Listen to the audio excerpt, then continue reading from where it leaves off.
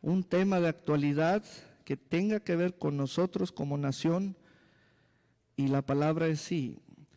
Ahí está la palabra pueblo. Y usted va a escuchar en este próximo sexenio el uso de esta palabra dentro de una frase. Yo he escuchado, por ejemplo, gobierno rico, pueblo pobre. Ahora gobierno pobre y pueblo rico. Ahí está la palabra pueblo. Esto es para hacer alusión a la palabra pueblo. Bueno, ¿qué entendemos por pueblo?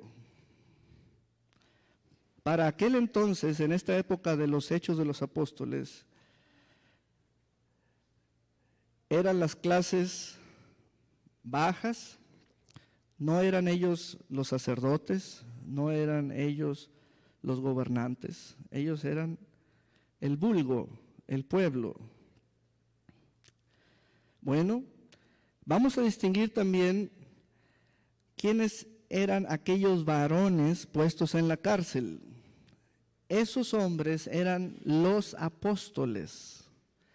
Entonces los apóstoles eran el grupo de los apóstoles del Señor, que conocemos los nombres porque eran los 12 apóstoles.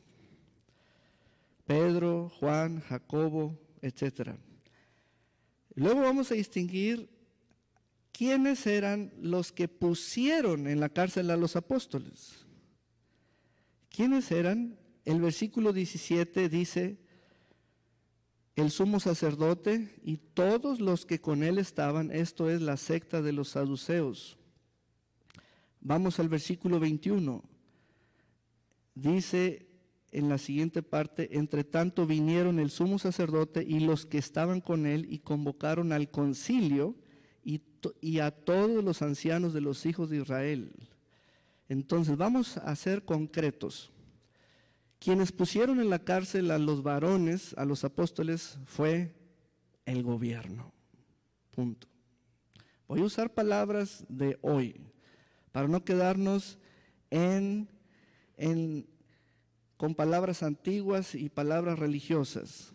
Quienes pusieron en la cárcel a los apóstoles fue la cúpula política religiosa. Lo primero, antes del desarrollo de esta palabra, es distinguir a los actores.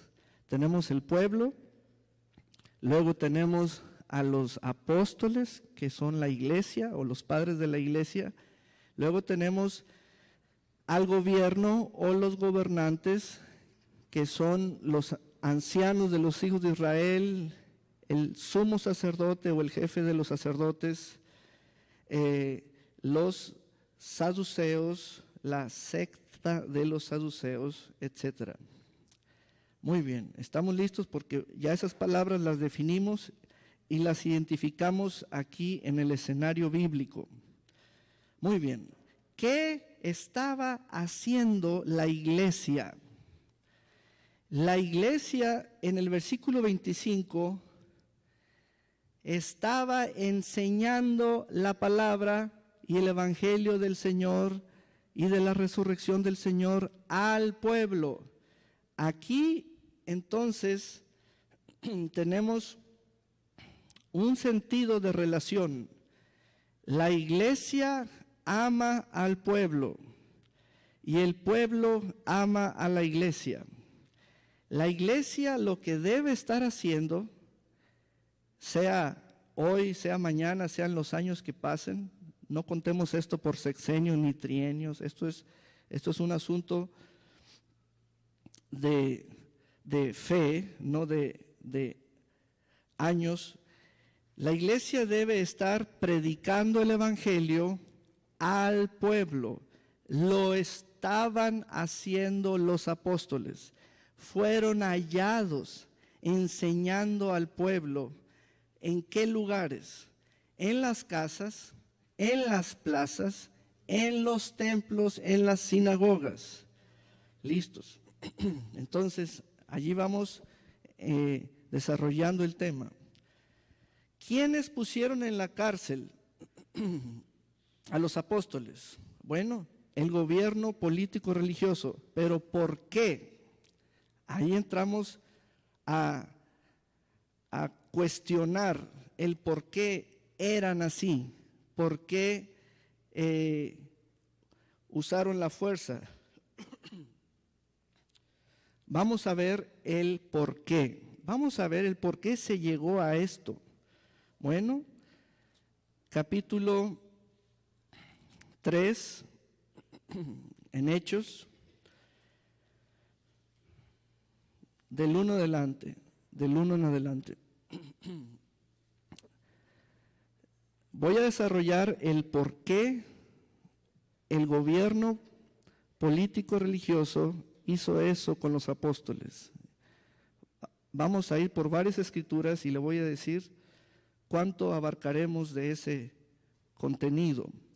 3:1. Pedro y Juan, la iglesia, los apóstoles, subían juntos al templo a la hora novena, la de la oración.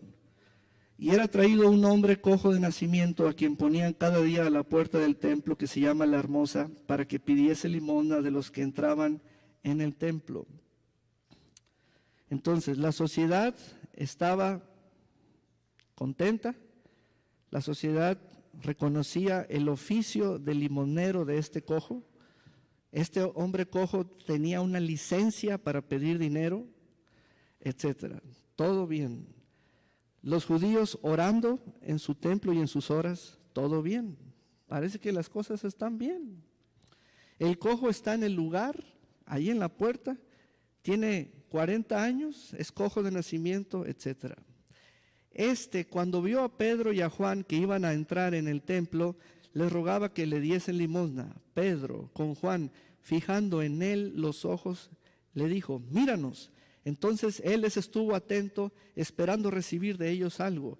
Mas Pedro dijo: no tengo plata ni oro, pero lo que tengo te doy. En el nombre de Jesucristo de Nazaret, levántate y anda. Y tomándole por la mano derecha, le levantó. Y al momento se le afirmaron los pies y tobillos. Ahora, vamos a ver las reacciones de dos entidades. ¿Cuáles? A ver si está prestándome atención. ¿Cómo reaccionó el pueblo y cómo reaccionó el gobierno? Recuerde que nomás son tres: la iglesia, el pueblo y el gobierno. Frente a este milagro, el pueblo reaccionó así, versículo 9. Y todo el pueblo le vio andar y alabar a Dios. Y le reconocían que era el que se sentaba a pedir limosna a la puerta del templo, La Hermosa, y se llenaron de asombro y de espanto por lo que había sucedido. Muy bien. Ahora vamos al capítulo 5, versículo 12. Recuerde que estamos viendo el por qué. Estamos en el contenido, en el contexto de que por qué el gobierno puso en la cárcel a los apóstoles. Ahora el 5:12. Y por la mano de los apóstoles se hacían muchas señales y prodigios en el pueblo. Y todo esto era gratuitamente. No era parte de un programa social. Era una maravilla que hacían los apóstoles. ¿Quiénes eran los beneficiados? El pueblo. Muy bien. De los demás, ninguno se atrevía a juntarse con ellos, mas el pueblo los alababa grandemente. El pueblo, agradecido, le agradecía a los apóstoles, le agradecía a la iglesia, le agradecía a los cristianos. Gracias por sanar a mi hijo, gracias por sanar a mi hija, gracias por quitarle el cáncer a mi hijo, gracias por quitarle la epilepsia a mi hija, etcétera. Y los que creían en el Señor aumentaban más, gran número así de hombres como de mujeres, tanto que sacaban los enfermos a las calles y los ponían en camas, en las calles, en las diferentes calles por las que caminaban los apóstoles, y los ponían en camas y lechos. a los moribundos, para que al pasar Pedro, al menos su sombra cayese sobre alguno de ellos. Y aún de las ciudades vecinas, muchos venían a Jerusalén trayendo enfermos y atormentados de espíritus inmundos, y todos eran sanados. Y esto no era un programa social ni del sector salud, esto era por parte de Dios y sus maravillas por medio de la iglesia. Listos, porque estamos frente a un panorama nuevo y yo me atrevo a decir que las cosas se van a poner como las estamos leyendo. No soy profeta, pero sí estoy leyendo una palabra profética. Listos, porque se trata de entrar con toda confianza en el nuevo sexenio y no ser agitado por fuentes extrañas. Se trata de que usted entre lleno de la palabra. Pero vean, muchas señales, muchas maravillas, y el pueblo dice gracias. Yo quiero que participe usted como pueblo. Diga gracias. Gracias, Señor. Muy bien. Así era ese pueblo agradecido. Muy bien. 17. Entonces, levantándose el sumo sacerdote y todos los que estaban con él, esto es la secta de los saduceos, se llenaron de celos.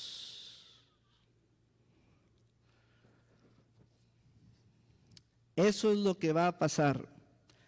Aunque parezca increíble, aunque parezca imposible, el gobierno puede llenarse de celos en contubernio con el sector religioso.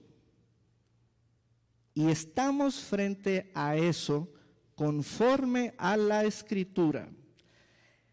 ¿En qué cabeza cabe que si un cristiano sana en el nombre del Señor a una mujer que se está muriendo de cáncer, en qué cabeza cabe que el sector salud se va a poner celoso, se indignaría por eso? A mí no me cabe eso. Pero es que la Escritura nos dice que ese espíritu de celos está en coparticipación o colaboración con, y vamos a más versiones y se nos abrirá el entendimiento, porque los celos son una indignación diabólica. Es un furor diabólico.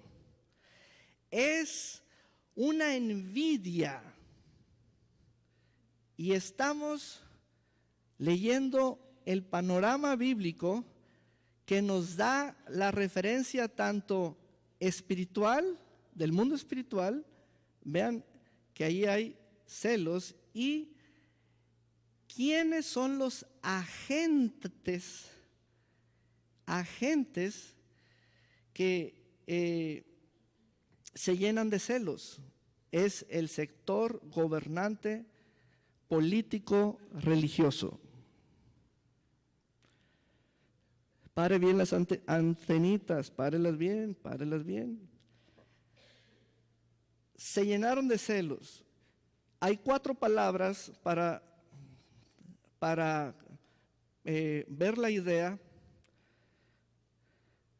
del original. Es envidia, indignación, furor y celos. Se llenaron de celos. A ver, si usted ve que un pastor o que un creyente llega a su casa y su hija está con alta fiebre, ya en convulsiones, y le pone la mano y se sana, ¿usted se indignaría? ¿Y por qué ellos sí? ¿Y por qué lo veremos? ¿Y por qué? Pero ¿por qué la gente sí se indigna cuando va a un hospital y no encuentra medicinas? y no encuentra doctores. Pero ¿por qué la gente se indigna cuando un creyente usa su fe y sana a un enfermo que se está muriendo? Dolores en el pecho, dolores en la espalda. ¿Por qué alguien se indignaría cuando declara que una mujer estéril va a tener bebés en el nombre de Jesús? Pero ¿por qué esto sí? ¿Usted cree que México, la República Mexicana, pueda tener un escenario como este? Yo sí. Por eso lo estoy predicando, para que se prepare.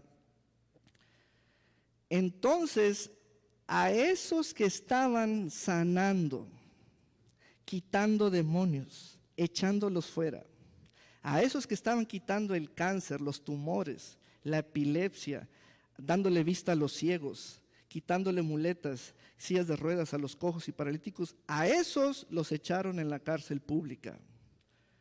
¿En qué cabeza cabe? Versículo 18, y echaron mano a los apóstoles y los pusieron en la cárcel pública.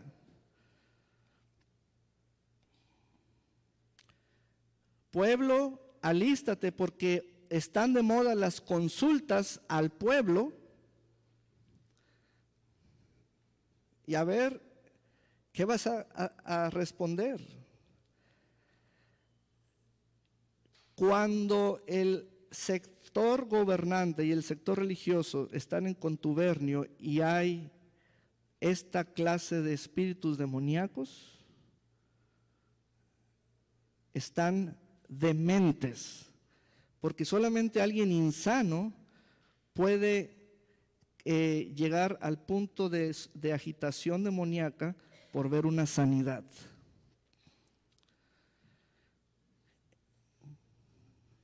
Hay países en donde cuando uno sana a una persona en el nombre del Señor, los doctores, los médicos se le echan a uno encima porque la acusación es que uno está practicando la medicina sin licencia.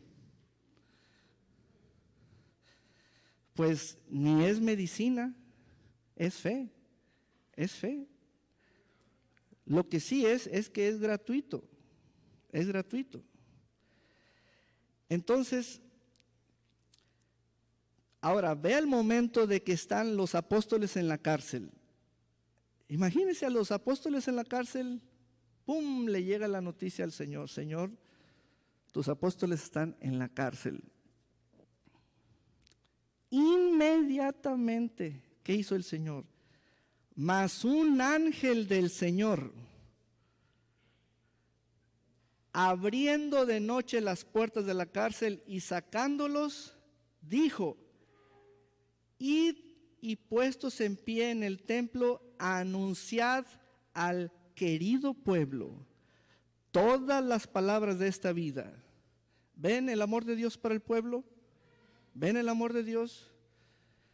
¿Ven el mandato?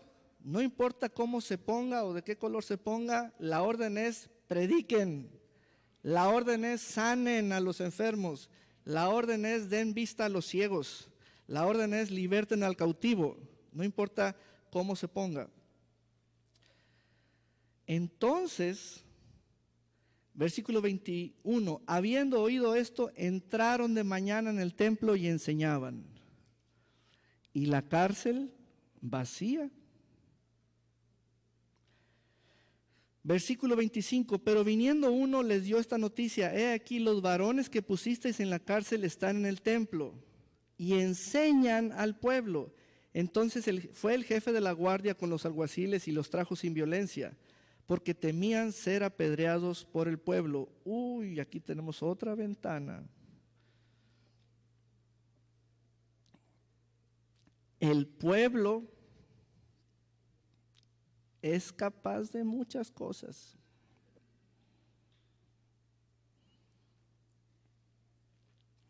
Allí dice que los gobernantes le temían al pueblo porque podían ser apedreados por el pueblo, no por la iglesia.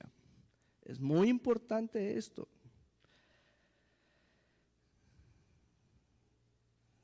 Hermanos, así está en la balanza. El pueblo puede hacer muchas cosas, pero siempre observen toda esta historia. El libro de los Hechos es escuchar la noticia del día para la República Mexicana. ¿Qué puede hacer el pueblo? El pueblo puede hacer esto. Pero el pueblo es muy bueno para con aquellos que son buenos para con él. Cuando tú vas y sanas a una persona del pueblo, ¿cómo va a reaccionar el pueblo cuando le encierran a predicadores en la cárcel que son los que sanaban a la gente? Y uno dice, pues aquí no se ha visto. Vamos para allá, vamos para allá. Y dice que los de la guardia trajeron a los apóstoles sin violencia, porque con tantito el pueblo se les echaba encima a estos soldados, porque temían ser apedreados por el pueblo. Cuando los trajeron, los presentaron en el concilio y el sumo sacerdote les preguntó, muy bien, les voy a platicar ahora de este siguiente escenario. Cuando les dije que íbamos a ir al porqué, viendo el contexto y su contenido, ya llegamos a la conclusión de eso. Ahora la Escritura nos lleva a otra ventana. La Escritura nos lleva a otra ventana. Cuando los apóstoles están frente al gobierno, el concilio es el pleno de los judíos. Ahí está la cúpula política religiosa de los judíos. Ahí está la iglesia y el gobierno viéndose de frente. Vamos a escuchar hablar al gobierno. Dice,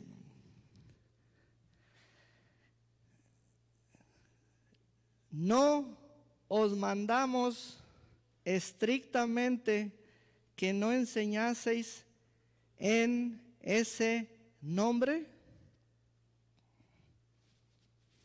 Bueno, ya sacamos a la Biblia de las escuelas, ya la sacamos. ¿De dónde más hemos sacado la Biblia? Hemos sacado la Biblia de muchas áreas en donde está el pueblo y la niñez. Queda esto, la prohibición de no enseñar el evangelio al pueblo, de no hablar del nombre del Señor, de no hablar de su resurrección, etcétera. Esta pregunta, hermanos, debemos estudiarla. El gobierno político religioso judío cree que con un decreto que por la autoridad colectiva de todos ellos pueden emitir un decreto y decir, se prohíbe que los apóstoles no prediquen el evangelio. Y si eso ocurre en México, debemos analizar esta situación a la luz de la palabra. ¿Puede alguien callarnos la boca? Por ejemplo, ¿te la pueden callar a ti? Por ejemplo, ¿puede alguien decirte no prediques? Bueno, la respuesta, hermanos, no la inventemos, porque la respuesta no debe salir de nuestra alma sentida o resentida o nuestra alma eufórica o furiosa o emocionada. No. La respuesta la va a dar el Espíritu de Dios, porque la porque la respuesta te la voy a plantear. Hay algunos que sí se les callará la boca, pero a los que no se les puede callar la boca, tienen que cumplir con cierta condición. Entonces, no nomás es decir libertad de expresión o libertad de esto y que haya leyes y ya ven que sí se puede hablar. Mira, vamos a llegar a esa respuesta. Entonces, dice el versículo 29, respondiendo Pedro y los apóstoles dijeron, es necesario obedecer a Dios antes que a los hombres. Sombrea obedecer a Dios. ¿Qué es obedecer a Dios? Obedecer a Dios significa obedecer primero a Dios. Espérate. Si hacemos un balance tuyo de tu trayectoria al día de hoy, ¿estás tú obedeciendo primero a Dios? Si no lo estás haciendo, te van a poder callar la boca. Porque el requisito que uno debe tener en su espíritu para poder obedecer primero a Dios, lo da el Espíritu Santo, no lo da una ley del gobierno. No por tener leyes se puede o no se puede. Vean cómo Pedro va a decir por qué él sí puede obedecer a Dios, aunque haya una ley que diga que no deben predicar. Versículo 30. El Dios de nuestros padres levantó a Jesús, a quien vosotros matasteis colgándole en un madero. A este Dios ha exaltado con su diestra por príncipe y salvador, para dar a Israel arrepentimiento y perdón de pecados. Y nosotros somos testigos suyos de estas cosas, y también el Espíritu Santo, el cual ha dado Dios a los que le obedecen en la forma en como refirió anteriormente. No nomás decir, yo profeso la fe aquí adentrito. No es cierto eso. Nomás a eso se conjetura o esas son las fronteras. No. La clase de obediencia a la que Pedro está refiriendo es por medio del Espíritu Santo. Si no tienes el Espíritu Santo, te van a poder callar la boca, punto. No importa qué tan bravo seas o no. Por eso Pedro dice que él no se callará porque tiene al Espíritu Santo. Es muy importante allí notar que Pedro habló de Dios, del Hijo de Dios y del Espíritu de Dios. Y Pedro dijo que él tiene al Espíritu de Dios. Ahora, los que tengan al Espíritu de Dios se van a comportar como Pedro. No los veremos de revoltosos, ni de agitadores, ni de pintarrajeados de la cara o lo que sea. Todo aquel que tenga el Espíritu de Dios tendrá este comportamiento a la altura de Pedro y los apóstoles, tan finos para hablar y tan fuertes de carácter. Pedro está diciendo allí con ese versículo, yo puedo obedecer a Dios porque tengo el Espíritu de Dios. Si no lo tuviera, no puedo. Para poder obedecer a Dios, esa clase de obediencia que Dios demanda es por medio del Espíritu Santo. no por ser orador o licenciado en Derecho o conocedor de esto o conocedor de aquello, o etcétera, etcétera. Esta clase de obediencia que Pedro habla es la que da el Espíritu Santo porque ya lo tenemos.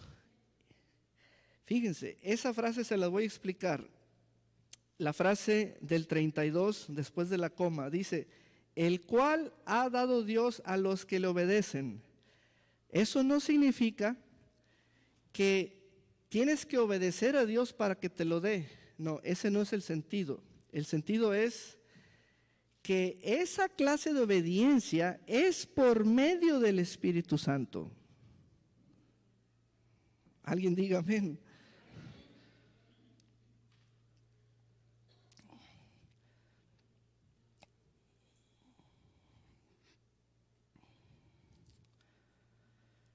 ¿Cuál y qué y cómo debemos comportarnos a la altura como la de los apóstoles, delante de cualquier autoridad?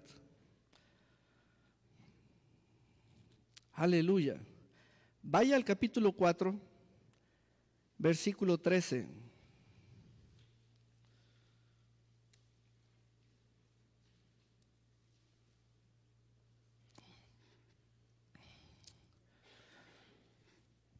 A mí me llama mucho la atención el por qué veo en bastantes planteles educativos, tenemos la educación básica, la educación media superior, la educación superior, y tienen un letrero que dice trabajamos bajo protesta. También en hospitales y también etcétera. Aún trabajadores de ayuntamientos trabajamos bajo protesta.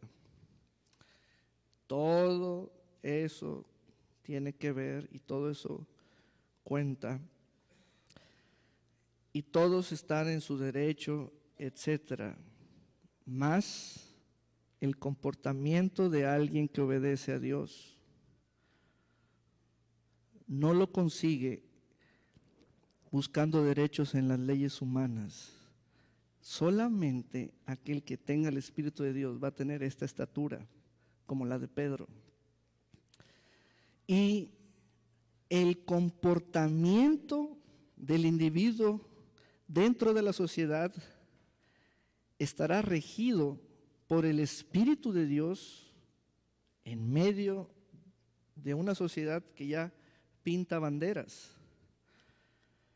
Vean esto, vean el testimonio que da Pedro, que dicen de Pedro en el versículo 13. Entonces, viendo el denuedo de Pedro y de Juan y sabiendo que eran hombres sin letras y del vulgo, se maravillaban. Pero entonces, si estos hombres son iletrados y son del populacho, ¿de dónde sacan tanto poder y autoridad? Y les reconocían que habían estado con Jesús. Estas dos son las grandes marcas que nos van a identificar, que hemos estado con Jesús y que tenemos al Espíritu de Dios.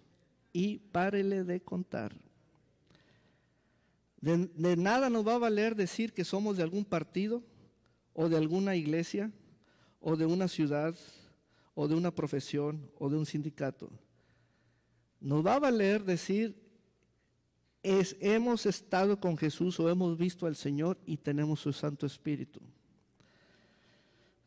Ahora, regresemos al punto de Hechos 5, 32. Aquí vuelvo otra vez la atención, vuelvo a llamar su atención a Hechos 5, 32. ¿Por qué Pedro les menciona al Espíritu Santo? ¿Por qué?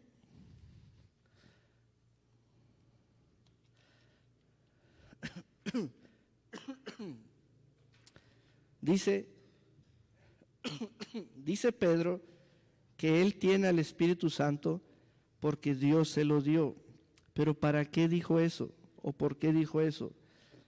Para que el gobierno supiera que los milagros que él está haciendo, Pedro y Juan y los apóstoles, es porque ellos tienen al Espíritu de Dios. Es por esa razón. Es por esa razón. Amén. Aleluya. Ellos, 33, oyendo esto, se enfurecían y querían matarlos.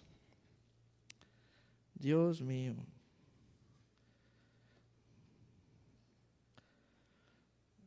¿Por qué? Si sanaron al cojo que se sentaba a la puerta de la hermosa y tenía 40 años, ¿qué no te gusta de eso? Si hacían milagros en el pueblo, ¿qué no te gusta de eso? Si hay menos enfermos en la ciudad, si la ciudad fue librada de plagas, cosas extraordinarias. Vamos a ir a Hechos 19.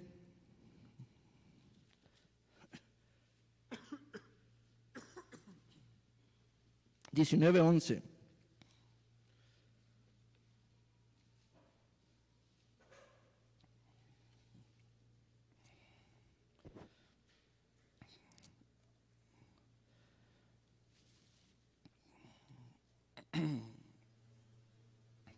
Y hacía Dios milagros extraordinarios por mano de Pablo, de tal manera que aún se llevaban a los enfermos los paños o delantales de su cuerpo, y las enfermedades se iban de ellos y los espíritus malos salían.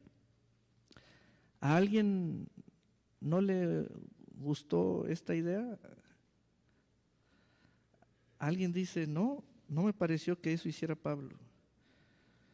¿Quién quiere que los enfermos sigan enfermos? Que los que están en una agonía sigan dando alaridos de dolor. Bueno, lo que estamos leyendo es que este hombre Pablo tiene al mismo Espíritu de Dios que tenía Pedro, y miren lo que hace Dios por mano de él. Ahora, vamos a Hechos capítulo 5. Estábamos en el 33. Los políticos religiosos querían matar a los apóstoles.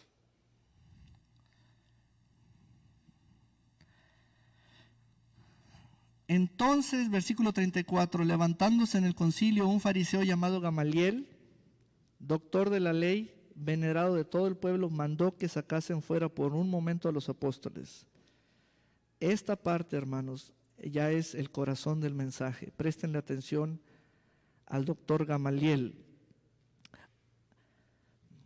Recuerde que los ánimos están enardecidos, los ánimos están al rojo vivo. Y Gamaliel, uno de ellos, se levanta y dice, varones israelitas. Ahora, la figura de Gamaliel es muy valiosa en la Escritura. La revelación que tenía Gamaliel, nos damos cuenta de que entre todos los judíos gobernantes políticos religiosos, nomás este hombre estaba sensato, estaba cuerdo. Vean estas palabras. Varones israelitas, versículo 35, mirad por vosotros lo que vais a hacer respecto a estos hombres, porque antes de estos días se levantó Teudas, diciendo que era alguien. A este se unió un número como de 400 hombres, pero él fue muerto y todos los que le obedecían fueron dispersados y reducidos a nada. Después de este se levantó Judas el Galileo en los días del censo y llevó en pos de sí a mucho pueblo. Pereció también él y todos los que le obedecían fueron dispersados. Y ahora os digo, apartaos de estos hombres y dejadlos. Porque si este consejo o esta obra es de los hombres, se desvanecerá. Mas si es de Dios, no la podéis destruir o desbaratar. No seáis tal vez hallados luchando contra Dios. Ahora voy a explicar el consejo del doctor Gamaliel. A la luz de nuestra situación de hoy en día, vamos a suponer que alguien dice, esta iglesia y este lugar no es de Dios. Y usted tampoco es de Dios, como refiriéndose a mí. Por lo tanto, y comienza a decir una sarta de cosas que usted ha planeado. Hermanos, escuchen y que lo oiga todo México el consejo del doctor Gamaliel.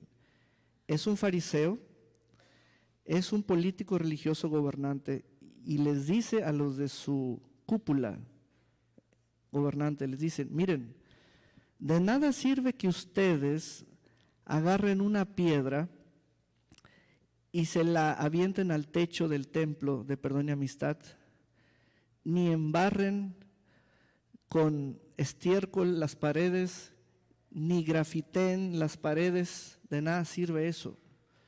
Eso no se debe hacer, ni en las casas, ni en los parques, ni en los templos. Fíjense el consejo del doctor Gamaliel. El doctor Gamaliel dice, si lo que ustedes dicen que no es de Dios, si ustedes dicen que eso no es de Dios, dejen que por sí solo se desvanezca. ¿Para qué le ayudan aventándole piedras, siendo personas abusivas o agresivas? Dejen que por sí solo se caiga. Así se mantienen en orden la sociedad, cada quien en respeto mutuo, se mantienen limpias las calles, no hay obscenidades puestas en las paredes, etc. Escuche, pueblo mexicano, el consejo del doctor Gamaliel. No provoquen, eso es lo que está diciendo el doctor Gamaliel, no provoquen al pueblo y ustedes no se provoquen a ustedes mismos dándole lugar a esa ira. Si algo es de Dios, lo veremos porque se mantendrá solo, o sea, de pie, vivo por sí mismo. Y si algo no es de Dios, no es necesario aventarle piedras. Solo se va a desvanecer. Ese es el consejo del doctor Gamaliel. ¿Para qué tirarle en Facebook? ¿Para qué tirarle con el micrófono en la mano en un podium? Que esto se lleve a la Cámara de Diputados y Senadores. El consejo del doctor Gamaliel, que escuchen todos los políticos y cúpulas empresariales, patronales y religiosas. El doctor Gamaliel, muy venerado, dígame qué político es muy venerado por todo el pueblo.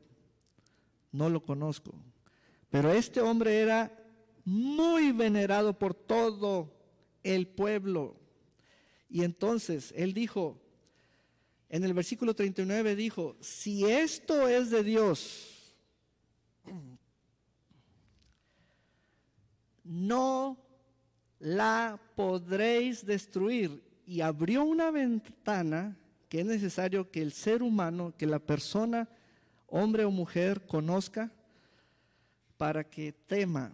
Hay una posición que habló el doctor Gamaliel, dice, la peor posición que un ser humano puede tener porque entró a dicha posición es luchar contra Dios.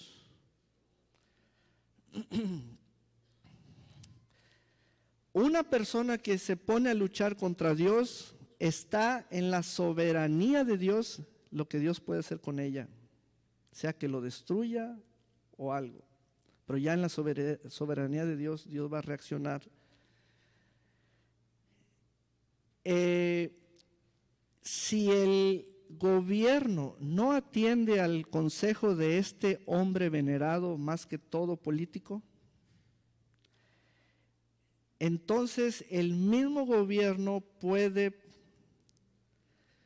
sublevarse, o sea, levantarse aparatosamente y llegar a la posición de estar luchando contra Dios. O un individuo o un grupo o un colectivo, o sea, en esa posición de luchar contra Dios, si alguien llega allí, existe esa posición. Es la más peligrosa de todas. Es lo que les está diciendo Gamaliel: no luchen contra Dios. Eso les enrojece las orejas a muchos, porque no aceptan que esto es de Dios, que se las vean con Dios. Pero escuchen a este hombre venerado, a este hombre que sí es alguien respetable.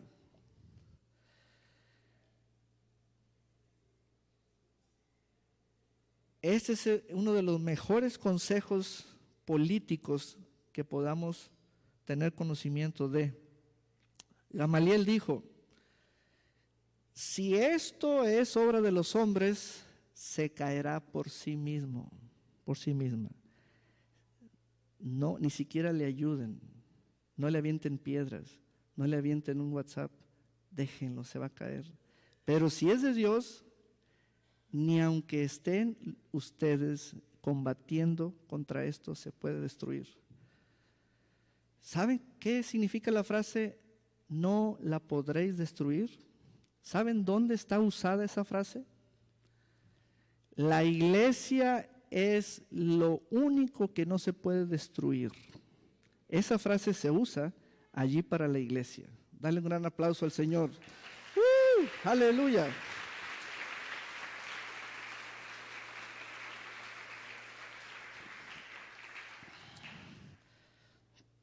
Pastor, pero la iglesia dominguera, la que nomás viene los domingos y quiere que me meta esos temas. Hermanos, pónganse serios con el Señor, porque el Señor no está en la tumba, está vivo. Amén. Y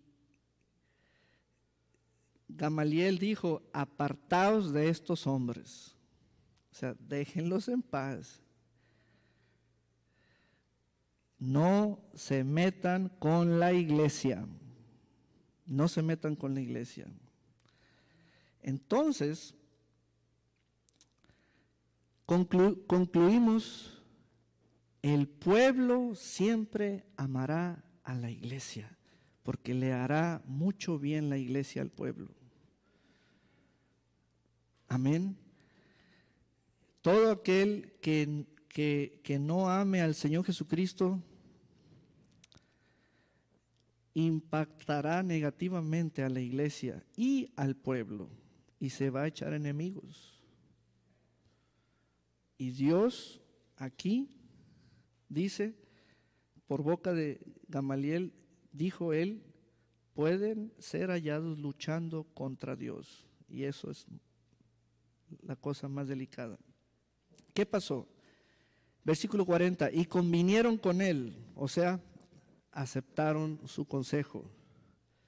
Y llamando a los apóstoles después de azotarlos, les intimaron que no hablasen en el nombre de Jesús y los pusieron en libertad. Aleluya. Y ellos salieron de la presencia del concilio gozosos de haber sido tenidos por dignos de padecer afrenta por causa del nombre. Y todos los días en el templo y por las casas no cesaban de enseñar y predicar a Jesucristo.